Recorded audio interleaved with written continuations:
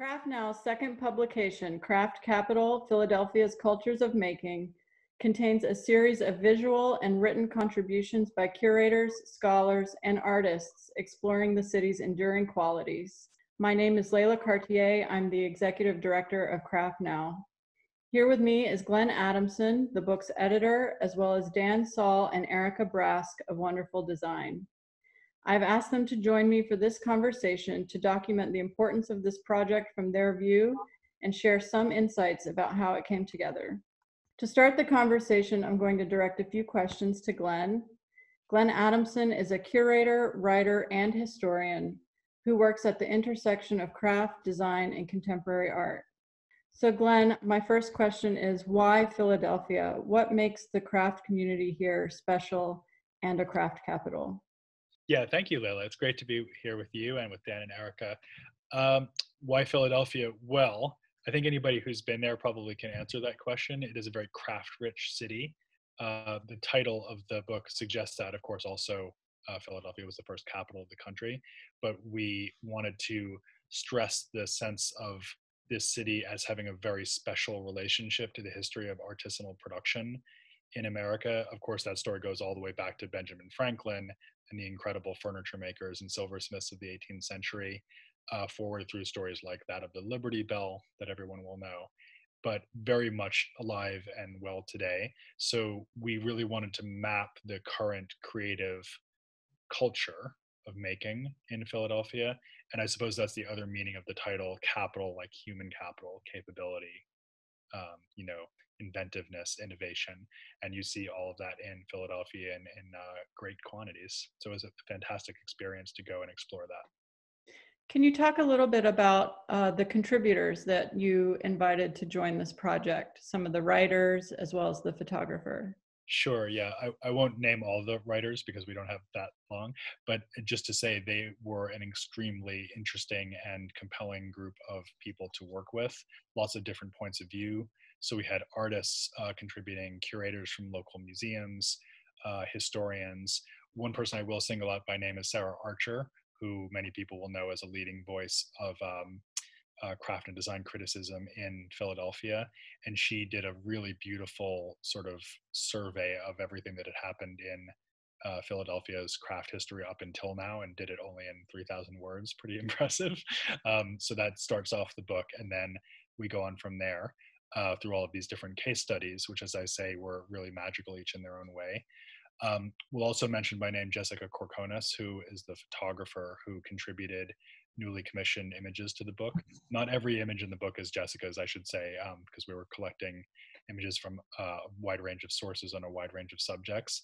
But as you page through the book, you'll see these beautiful spreads that she created for us, which really capture so much of the texture, not only of the city, as you just saw there, the streetscape, but also the hands at work that we wanted to bring forward. And she did such a beautiful job with it.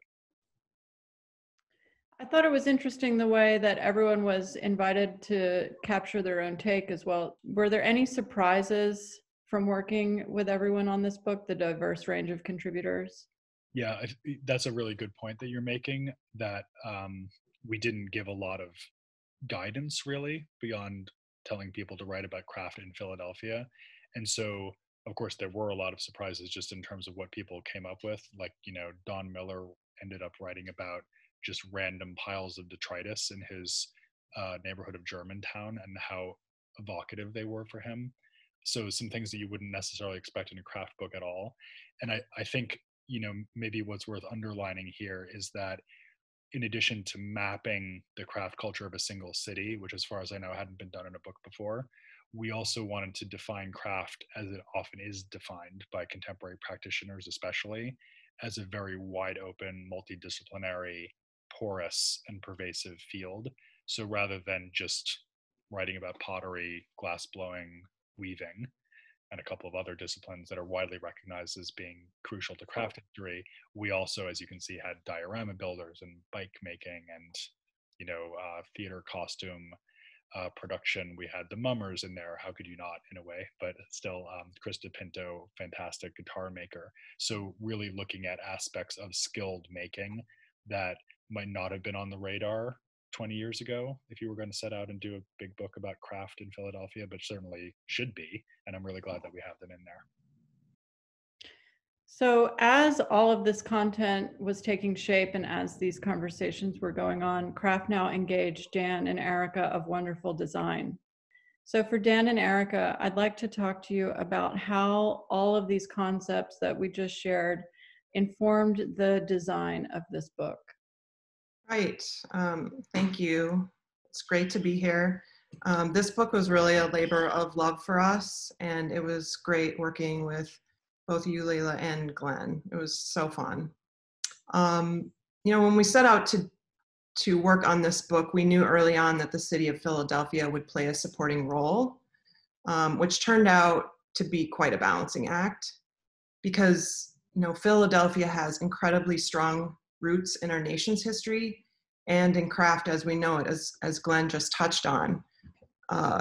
So much so for us that we had to be quite deliberate in not allowing Philadelphia's considerable presence to overshadow the contemporary story we were trying to tell, which could easily happen if we weren't careful.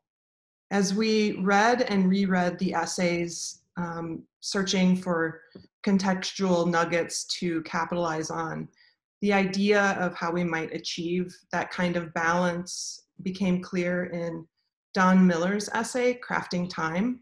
He so eloquently captured for us what many feel about the city's presence.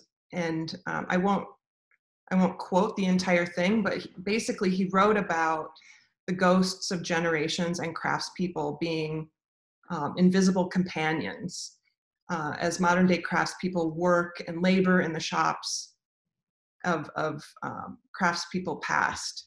So that depiction resonated with us because Philly's history is inescapable. And with Don Miller's words guiding us through this process, the concept became less about burrowing into Philly's history, but reveling in the beauty and creativity and complexity that resulted from it. So this is when, merging the ideas of past and present began to take shape for us through that ongoing confrontation of historical significance and contemporary mastery. I'm so glad that you mentioned that the city of Philadelphia itself was kind of the supporting role in all of this work and in this project, which really I think came through in a lot of the photography, as well as the history that you mentioned.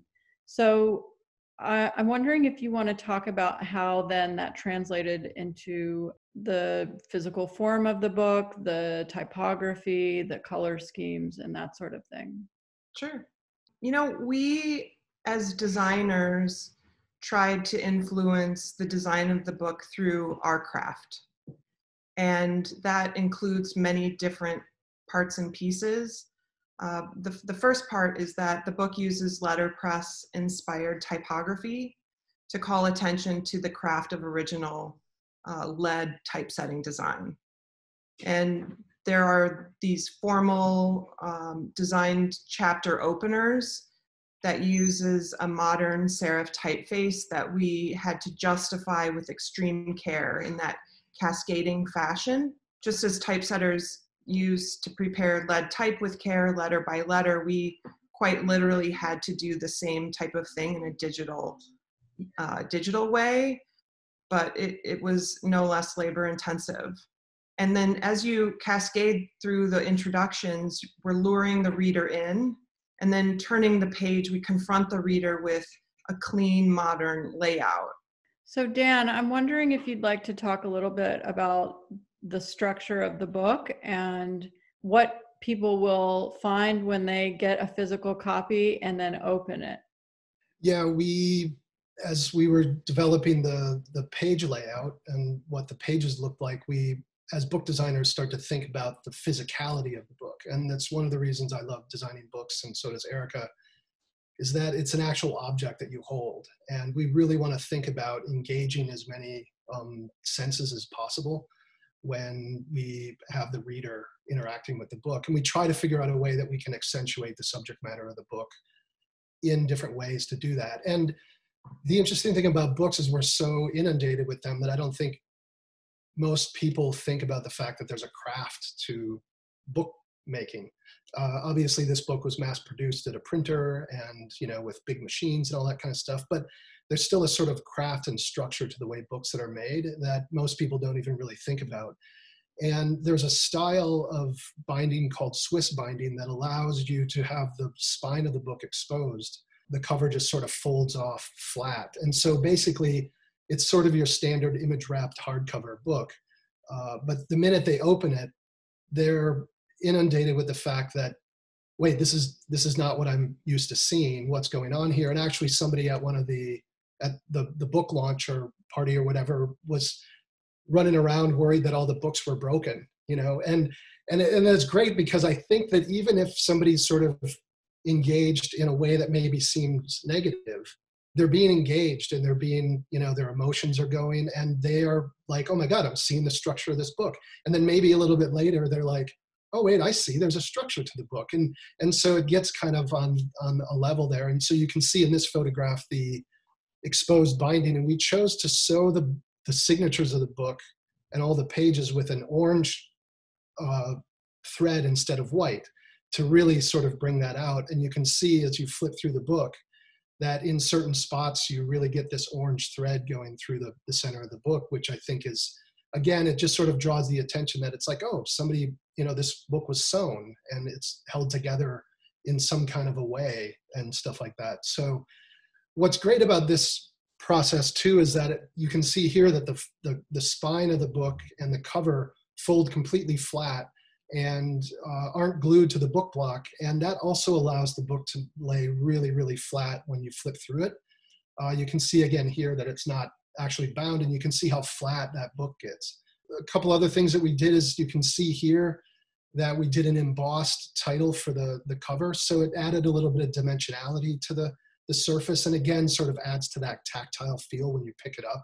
You're kind of feeling different surfaces, you're feeling different things, and when you open it, you're sort of experiencing kind of the structure of the book. And one of the things that I've always wanted to do, and this is actually the first book that it actually made sense and it worked, was to put a sewn bookmark thread in the book so that somebody can kind of pull that out and put it to wherever they're seeing. And a lot of people see that in certain books. But again, I think it really adds to the level of the idea of the craft of the book and the materiality and materials and thread and fiber. You know, we had amazing ideas about lots of different ways to bring textures and surfaces into this, but at some point you kind of can't do it all. So it was just sort of simple things like that we really tried to bring into the book to kind of make it an experience of reading, as opposed to just sort of flipping through and reading text and looking at images. And this last slide here shows what Erica had mentioned earlier about the rest of the spreads and pages of the book are this just very clean, modern sort of layout of a book. And we tried to sort of find that balance between kind of historical design and things that are kind of speaking back to historical aspects, but also wanting this book to feel very modern and very today. So hearing the two of you speak about the design just reminds me what an incredible effort and collaborative effort this was, completely across the board, with writers, the artists, with you, with the objects, with Glenn. And I just want to ask one last question to Glenn, which is, how can this book then serve as a model for other cities to highlight their craft communities and craft capital? Really good question. And of course, it did take a village to produce this book. And I also want to just echo what you've said about Erica and Dan's work on it. It's a brilliant design. I think of all the books that I've been involved with, I've certainly never had the privilege of having more dynamic and creative team behind me. So it was really fantastic as an editor. You know, I'm going to answer your question about models for other cities maybe a little differently than I would have a year ago, because of course, what cities mean in America has changed this year because of the pandemic. And obviously it's been a really tragic story, but not the least tragedy has been the way that cities have lost their conventional role as gathering places and drivers of community. So I think one thing that strikes me about the book is that it actually documents a moment pre-pandemic where things were a lot easier. there are a lot of scenes of communal making and meeting and gathering. So hopefully we all get back to that soon. But it also just highlights how absolutely crucial cities are as venues for that kind of generative connection that craft is so good at providing. So I think it would be great to go and do other books like this in other cities, and certainly there are a lot of other cities, including my own of New York, that have fantastic stories to tell in that respect. But maybe even beyond that, and even beyond thinking about craft itself, it just highlights the importance of thinking about urban centers and their chaotic, in many ways arbitrary, sometimes rather intimidating forms of energy as being absolutely crucial to forwarding creative disciplines of all kinds. So in this moment, I just want to, I don't know, hold the cities of America in our thoughts, cities of the world in our thoughts, and just hope that we can all get back to, being together and being creative together as soon as possible. So to conclude, I would like to share that it is our belief this book is one of the first city-based studies of contemporary craft. We interpreted craft capital broadly to include notions of prominence, economics, resources, and place. And with diverse local authors and deeply researched studies, we have shown makers and institutions serving as anchors for community and generators of value. Lastly, I would like to mention that we have dedicated this book to Helen Drutt, whose support for craft is unsurpassed in Philadelphia and beyond.